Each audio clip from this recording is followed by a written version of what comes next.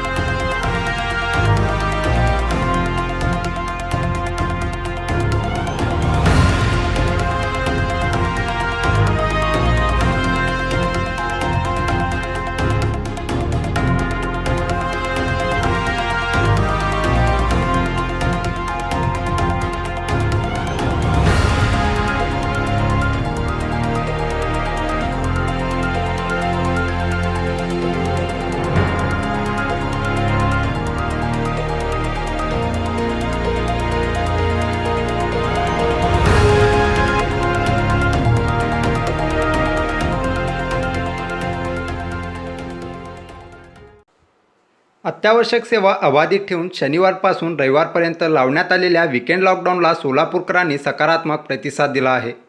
कोरोनाची chain break करण्याच्या हेतूने सोमवार ते शुक्रवारपर्यंत अत्यावश्यक सेवेसह मिनी लॉकडाऊनची घोषणा केली। त्यानंतर शनिवार ते रविवार या 2 दिवसांकरिता अत्यावश्यक सेवेसह संचारबंदी लागू करत विकेंड लॉकडाऊन जाहीर केले होते। कोरोनाच्या पार्श्वभूमीवर जाहीर केलेल्या निर्बंधाला सकारात्मक प्रतिसाद देत सोलापूरकरांनी घरात राहणे पसंत केल्याचे दिसून आले। शहरातील मधला मारुती, नवी पेठ, चाटी गल्ली आदींसह प्रमुख बाजारपेठेत विकेंड लॉकडाऊनचा परिणाम दिसत होता। पण शहरातील भाजी मार्केट, किराणा दुकान, भुसार मालाची दुकाने, औषध विक्रीची दुकाने, दूध व्यवसाय सुरू असल्याचे दिसत होते। पण आपत्ती व्यवस्थापन कायद्याअंतर्गत गुन्हे नोंद होणार असल्याकारणाने मोकाट फिरणाऱ्यांमध्ये प्रशासकीय कारवाईची भीती असल्याने रस्त्यावर लोकांची रेलचेल तुरळकच दिसत होती। दरम्यान जिल्हाधिकारी आणि पालिका आयुक्त शनिवार आणि शुक्रवारी कडेकोट संचारबंदीचे निर्देश दिल्याने शहराच्या विविध भागात पोलिसांचा चोख पोलीस बंदोबस्त ठेवण्यात आला होता। आणि या संचारबंदीच्या कालावधीमध्ये कोणीही व्यक्ती अत्यावश्यक कारणाशिवाय बाहेर येणार नाही याबाबत सूचना दिलेल्या आहेत आणि तसे कडक निर्बंध देखील घालण्यात आलेले आहेत।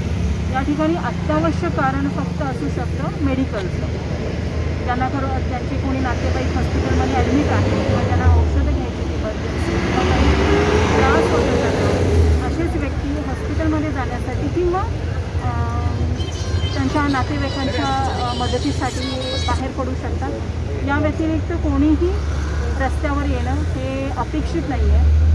या ठिकाणी जरी सर्व किराणा दुकानं, भाजीची दुकानं, त्याचबरोबर दुधाची दुकानं सगळी जरी उघडी असतील, म्हणजे अत्यावश्यक सेवा देणाऱ्या सर्व आस्थापना जरी उघड्या असतील, तर आपल्याला सेवा त्या घ्यायच्या आहेत, त्या घरपोच घ्यायच्या आहेत। ज्यांना कोणाला गरज आहे त्यांनी आपल्या जवळपासच्या दुकानदाराला फोन करायचा आणि त्या दुकानदारांनी घरपोच सेवा द्यायची आहे।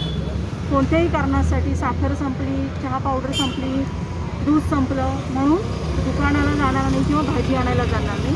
दुकानातलं सामान भरण्यासाठी शासनाने 5 दिवसाचा कालावधी दिलेला होता। त्यामध्ये अपेक्षित होतं की आपल्या ज्या काही दैनंदिन गरजा आहेत त्या आपण 5 दिवसामध्ये साठवून ठेवायच्या आहेत आणि या 2 दिवसामध्ये फक्त अत्यावश्यक कारणासाठी घराबाहेर पाडायचं आहे, ज्याच्यासाठी तुमच्याबरोबर व्हॅलिड डॉक्युमेंट असणं अपेक्षित आहे। यामध्ये 2 व्हीलरवर आपण घराबाहेर पडताना, अत्यावश्यक कारणासाठी घराबाहेर पडताना फक्त एक व्यक्ती, आणि जर एखादी व्यक्ती आरोग्य सेवेमध्ये असेल किंवा या कोरोना संसर्गजन्य परिस्थितीमध्ये फ्रंट लाईनर म्हणून काम करत असेल, तर त्या व्यक्ती आणि तिला गाडी चालवता येत नसेल, काही महिला असतात त्यांना गाडी चालवता येत नाही, तर त्यांना ड्रॉप आणि पिकअप करण्यासाठी ते डबल सीट असू शकतात। पण ज्या ठिकाणी काम करतात त्या आस्थापनाचे जे मालक आहेत किंवा तिथले जे काही ॲडमिनिस्ट्रेटिव्ह हेड आहेत त्यांनी पत्र दिलं पाहिजे की अमुक व्यक्ती यांना वाहन चालवता येत नाही, याच्याऐवजी यांना सोडायला किंवा घ्यायला त्यांच्याबरोबर ही व्यक्ती आणि हा गाडी नंबर,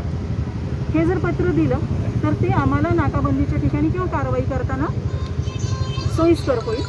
त्याचबरोबर जे खाजगी 4 चाकी वाहन आहे त्यामध्ये ड्रायव्हर अधिक 2 व्यक्ती, हे काही गाड्यांमध्ये 9 सीटरची कपॅसिटी असते, 7 सीटरची कपॅसिटी असते, त्यामध्ये 50% क्षमता, या क्षमतेने खाजगी वाहनांना परवानगी देण्यात आलेली आहे।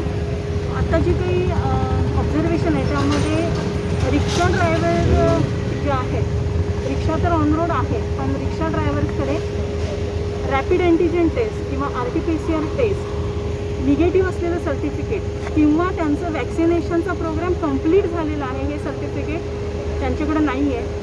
त्यांना अजून एक पर्याय देण्यात आला होता, जर तुमची रॅपिड अँटीजेन टेस्टचा रिपोर्ट नसेल, वेटिंग असेल, RT-PCR टेस्टचा रिपोर्ट वेटिंग असेल, तर तुम्ही प्लास्टिकची शीटमध्ये घालायची आहे. पॅसेंजर आणि ड्रायव्हरच्या मध्ये एक प्लास्टिकचं कंपार्टमेंट असलं पाहिजे. तर ते सुद्धा बऱ्याच जणांनी केलेलं दिसत नाही आहे.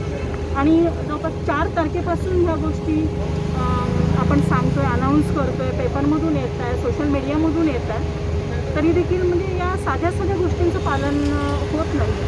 एक प्लास्टिकची शीटमध्ये टाकायला 50 ते 100 रुपयेचा खर्च येतो, त्याच्यासाठी 500 रुपयेचा फाईन भरायची गरज नाही आहे. तर हे थोडंसं रिक्षाचालक जे आहेत, मान्य आहे त्यांच्या नेहमीच्या व्यवसायावर बरेच निर्बंध येत आहेत, पण पर्याय नाही आहे. या ठिकाणी शासनाने त्यांना एक एक्झेम्पशन दिलेलं आहे की तुम्ही प्लास्टिकच्या शीटमध्ये लावा आणि मग तुम्ही व्यवसाय करू शकता.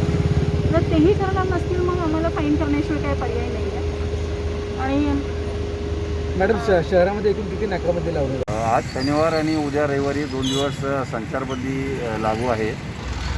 योग्य कारणाशिवाय नागरिकांनी बाहेर पडू नये.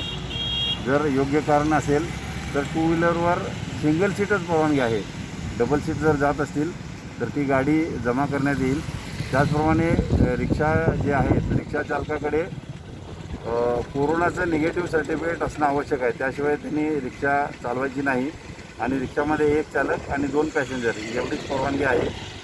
जर त्यांच्याकडे कोरोनाचं निगेटिव्ह सर्टिफिकेट नसेल तर ड्रायव्हर आणि पॅसेंजर यांच्यामध्ये जाड ट्रान्सपरंट प्लास्टिकचा कागद असणं आवश्यक आहे. त्या दोन्हीपैकी काही नसेल तर ती रिक्षा पण जमा केली जाईल. त्याचप्रमाणे 2 व्हीलर असतील किंवा विनाकारण फिरणारे 4 व्हीलरच्या गाड्या असतील, या 30 एप्रिलपर्यंत जमा होतील आणि त्याच्यानंतर त्या सोडण्याबाबत आदेश होईल आणि मग त्या गाड्या सोडण्यात येतील. नागरिकांना आवाहन आहे की योग्य कारणाशिवाय कृपया बाहेर पडू नये. दिनांक 4 एप्रिल 2021 रोजी शासनाने कोरोनासंदर्भात कडक निर्बंध घातलेले आहेत. त्यानुसार शुक्रवार रात्री 8 ते सोमवारी सकाळी 7 वाजेपर्यंत संपूर्ण संचारबंदी आणि पूर्णपणे लॉकडाऊन, अत्यावश्यक सेवा वगळून हे निर्बंध लागू केलेले आहेत. तर लोकांना माझे पोलीस दलातर्फे सोलापूरच्या जनतेला आव्हान आहे की त्यांनी अत्यावश्यक कारणाशिवाय रस्त्यावर कुठेही फिरू नये. आणि आपण बघतोय की परिस्थिती कोरोनाची मोठ्या प्रमाणावर पेशंट वाढत चाललेले आहेत. बेड्सची संख्या किंवा बेड्स दवाखान्यामध्ये पेशंटना मिळत नाही आहे. ऑक्सिजनची किंवा रेमडेसिवीर इंजेक्शनची कमतरता या ठिकाणी जाणवत आहे. वॅक्सिनेशन चालू आहे पण त्याच्यामध्ये सुद्धा अडचणी येत आहेत. तर लोकांनी साधं लक्षात ठेवलं पाहिजे, नियम पाळा आणि कोरोना टाळा. किंवा आपण जर बाहेरच पडलो नाही तर तो आपल्याला कोरोनाचा धोका कमी होणार आहे. आणि हे आपल्या सुरक्षेची काळजी आपण स्वतः घेणं गरजेचं आहे. जे नियम दिलेले आहेत ते तुमच्या सर्वांच्या भल्यासाठीच आहेत आणि आपला जीव आपण वाचवणं हे आपल्या हातात आहे. तर सर्वांनी हे लक्षात ठेवून पाळलं पाहिजे. आणि कोरोनाचा काळ, मागचं लॉकडाऊन आपण पाहिलं असेल, त्यावेळी खूप लोकांचे हाल झाले आणि त्याच्याकरताच शासनाने यावेळेस कडक निर्बंध घातलेले आहेत. परंतु अत्यावश्यक सेवा ह्या चालू ठेवलेल्या आहेत.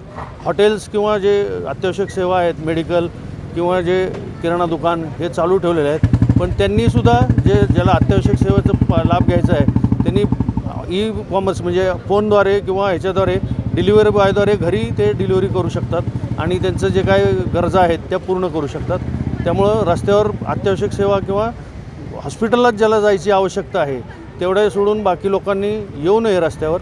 आणि हे कोरोनाची जी चेन आहे, ब्रेक द चेन, म्हणजे जे कोरोनाची साखळी वाढत चाललेली आहे किंवा हा जो रोग आहे तो कॉन्टॅशियस म्हणजे हा संसर्गजन्य रोग आहे, तर तो आपल्याला टाळायचा आहे. आणि ह्यामध्ये आपल्याला दिसून येत आहे की जो पूर्वीच्या वेळी लॉकडाऊन केलं होतं किंवा पूर्वीचा जो कोरोनाचा जो व्हायरस होता त्यामध्ये सुद्धा म्युटेशन झालेलं आहे. आणि आताच्या काळामध्ये तो कमी वयाच्या किंवा तरुण लोकांनासुद्धा जास्त प्रमाणावर होताना दिसत आहे.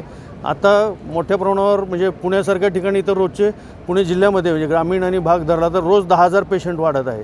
त्यामुळं हॉस्पिटलला बेड्स किंवा ह्याची कमतरता जाणवत आहे. सोलापूरमध्ये सुद्धा रोज साधारण 600च्या पुढं पेशंट आपल्याला दिसून येत आहेत. सिव्हिल हॉस्पिटलला बेड्स मिळत नाही आहेत. अशी परिस्थिती असल्यामुळे लोकांनी ते कोरोना टाळण्यासाठी नियम हे पाळणं आवश्यक आहे.